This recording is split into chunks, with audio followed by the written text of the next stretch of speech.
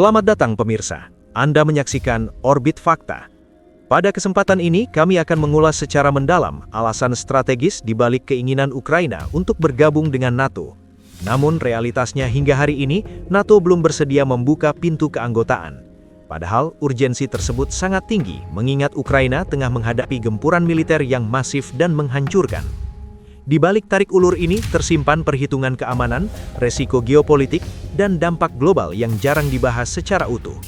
Apa yang sebenarnya menahan NATO dan apa implikasinya bagi dunia internasional akan kami kupas secara faktual dan berimbang. Namun sebelum kita lanjut ke berita utama, pastikan Anda sudah menekan tombol like dan subscribe agar tidak ketinggalan informasi penting dan fakta terbaru dari kami.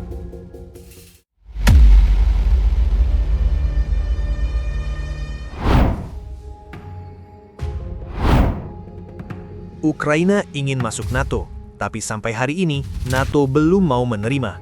Padahal sejak Februari 2022, Ukraina diserang secara terbuka dan masif oleh Rusia. Kota-kota hancur, jutaan warga mengungsi, dan perang berlangsung tanpa tanda akan berhenti cepat. Di titik ini, muncul satu anggapan yang sangat luas beredar di publik internasional. Banyak orang percaya bahwa NATO sudah turun tangan membela Ukraina. Senjata dikirim, bantuan dana mengalir, dan pejabat NATO rutin muncul dalam pernyataan resmi. Namun di balik semua itu, ada satu fakta dasar yang sering luput dipahami. Ukraina sampai hari ini belum menjadi anggota NATO. Karena itu, Ukraina tidak berada di bawah perlindungan Pasal 5. Pasal ini adalah jantung NATO. Isinya sederhana, namun sangat kuat. Serangan terhadap satu anggota dianggap sebagai serangan terhadap seluruh anggota. Konsekuensinya jelas, seluruh negara NATO wajib membantu, termasuk dengan kekuatan militer. Tetapi aturan ini hanya berlaku bagi negara anggota penuh. Ukraina berada di luar lingkaran tersebut. Inilah sebab utama mengapa NATO tidak mengirim pasukan tempur resmi untuk berperang langsung melawan Rusia di wilayah Ukraina. Bantuan yang diberikan selama ini bersifat dukungan, bukan kewajiban kolektif. Pelatihan militer, persenjataan, intelijen, dan bantuan ekonomi memang terus mengalir. Namun secara hukum dan struktur aliansi, NATO tidak terikat kewajiban perang langsung. Kalimat sederhananya adalah ini, banyak yang mengira NATO sudah membela Ukraina. Faktanya, belum. Kesalahpahaman ini penting diluruskan karena ia membentuk ekspektasi yang keliru. Ketika serangan besar terjadi, publik bertanya, mengapa NATO tidak turun penuh? Jawabannya bukan soal kemauan semata, melainkan soal status keanggotaan dan risiko strategis. Bagi NATO, perbedaan antara negara mitra dan negara anggota adalah garis merah yang sangat menentukan. Sejak awal invasi skala penuh pada 24 Februari 2022, NATO secara konsisten menegaskan satu posisi. Aliansi akan membantu Ukraina mempertahankan diri, tetapi tidak akan terlibat langsung dalam pertempuran dengan Rusia. Pernyataan ini berulang kali disampaikan oleh para pemimpin NATO, bukan karena kurangnya simpati, tetapi karena satu pertimbangan besar yang selalu menghantui. Keterlibatan langsung berarti konfrontasi terbuka antara dua kekuatan militer terbesar di dunia. Di sisi lain, Ukraina memandang situasinya dari sudut yang sangat berbeda. Setiap hari tanpa perlindungan Pasal 5 berarti kerentanan berlanjut. Setiap rudal yang jatuh memperkuat satu kesimpulan di Kiev. Selama belum menjadi anggota NATO, Ukraina berperang sendirian secara hukum aliansi. Dukungan ada, tetapi payung perlindungan kolektif belum terbuka.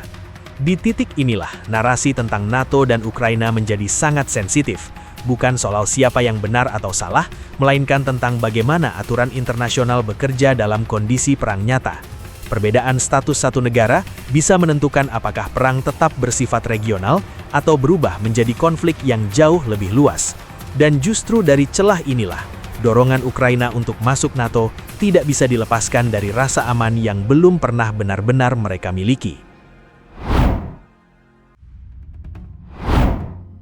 Bagi Ukraina, keinginan masuk NATO bukanlah proyek politik jangka pendek. Dorongan ini lahir dari pengalaman panjang, berlapis, dan berulang. Ada 3 alasan utama yang membuat Ukraina terus mendorong keanggotaan, meski tahu pintunya belum terbuka. Alasan pertama adalah soal keamanan hidup dan keberlangsungan negara. Ukraina berada di posisi geografis yang sangat rawan. Berbatasan langsung dengan Rusia, negara ini tidak memiliki kedalaman strategis yang cukup untuk menahan serangan besar tanpa bantuan eksternal. Tanpa perlindungan pasal 5, setiap eskalasi berarti risiko eksistensial. Bagi Ukraina, keanggotaan NATO bukan simbol status internasional, melainkan sistem alarm kolektif. Begitu menjadi anggota, setiap serangan akan langsung melibatkan puluhan negara. Kalkulasi lawan pun berubah drastis. Inilah bentuk pencegahan yang selama ini tidak mereka miliki. Alasan kedua adalah trauma sejarah modern dengan Rusia yang terus berulang. Pada Maret 2014, Crimea dianeksasi. Wilayah itu berpindah kendali tanpa perlawanan besar dari luar. Dunia mengecam, sanksi dijatuhkan, tetapi Crimea tetap hilang. Peristiwa ini menjadi luka geopolitik pertama yang nyata bagi Ukraina pasca Perang Dingin. 8 tahun kemudian, pada 24 Februari 2022, trauma itu berubah menjadi kenyataan yang lebih brutal. Invasi skala penuh dimulai. Bukan lagi soal satu wilayah, tetapi ancaman langsung terhadap seluruh negara.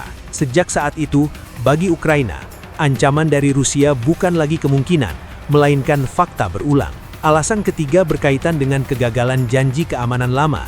Pada 5 Desember 1994, Ukraina menandatangani Memorandum Budapest. Dalam dokumen ini, Ukraina setuju melepaskan senjata nuklir warisan Uni Soviet. Sebagai gantinya, mereka menerima jaminan keamanan atas kedaulatan dan perbatasan. Tetapi jaminan ini bukan perjanjian pertahanan. Tidak ada kewajiban militer otomatis. Ketika Crimea dianeksasi pada 2014 dan ketika invasi terjadi pada 2022, memorandum ini tidak mampu mencegah apapun. Dari sini, satu pelajaran pahit tertanam kuat. Assurance tanpa mekanisme pertahanan kolektif tidak cukup. 3 pengalaman ini membentuk pola berpikir baru di Kiev.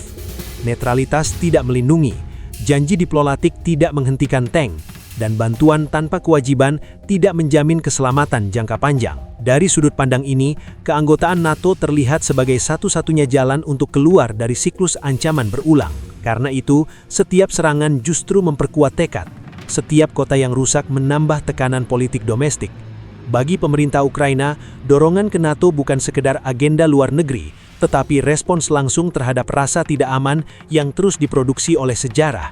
Selama status ini belum berubah, Ukraina memandang dirinya berada di wilayah abu-abu, bukan sepenuhnya dilindungi, namun terlalu penting untuk diabaikan. Kondisi inilah yang mendorong mereka terus mengetuk pintu NATO, meski tahu resikonya besar dan jalannya tidak singkat.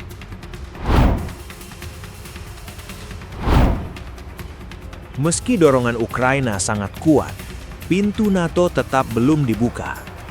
Penahanannya bukan terjadi tanpa alasan.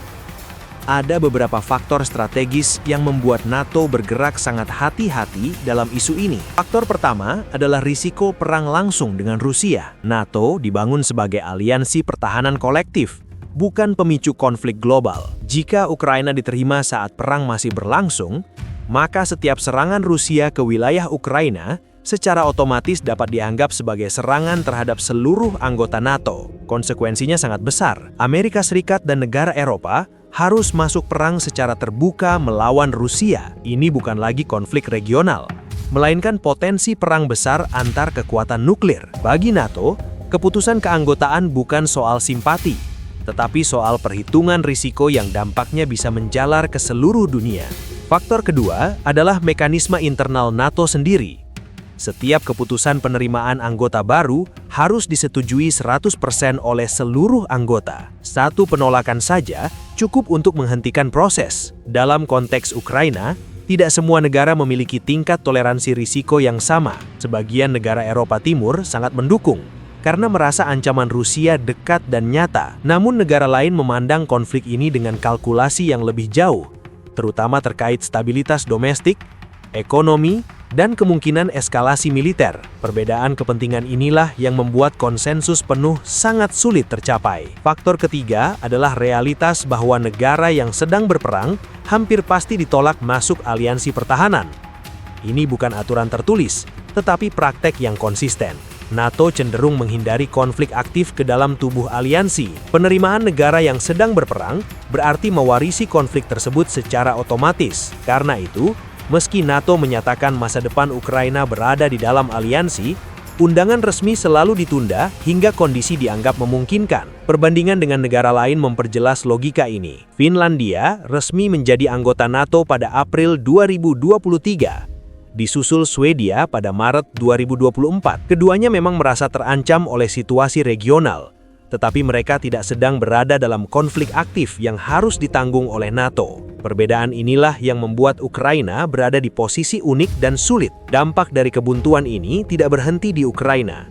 Perang ini langsung mempengaruhi keseimbangan global.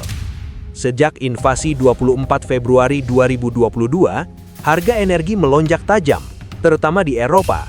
Ketergantungan pada gas dan minyak Rusia menjadi sumber ketegangan ekonomi dan politik. Pasar pangan global ikut terguncang karena Ukraina dan Rusia adalah pemasok utama gandum dunia.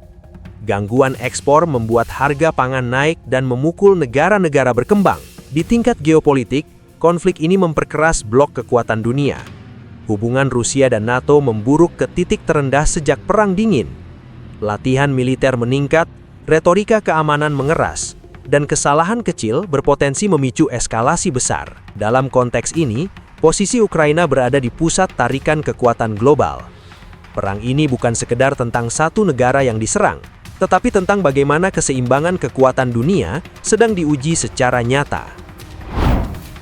Perang di Ukraina telah membuka kembali pertanyaan besar tentang keamanan global, aliansi militer, dan batas tanggung jawab internasional. Di satu sisi, Ukraina berjuang mempertahankan kedaulatan dan keselamatan rakyatnya.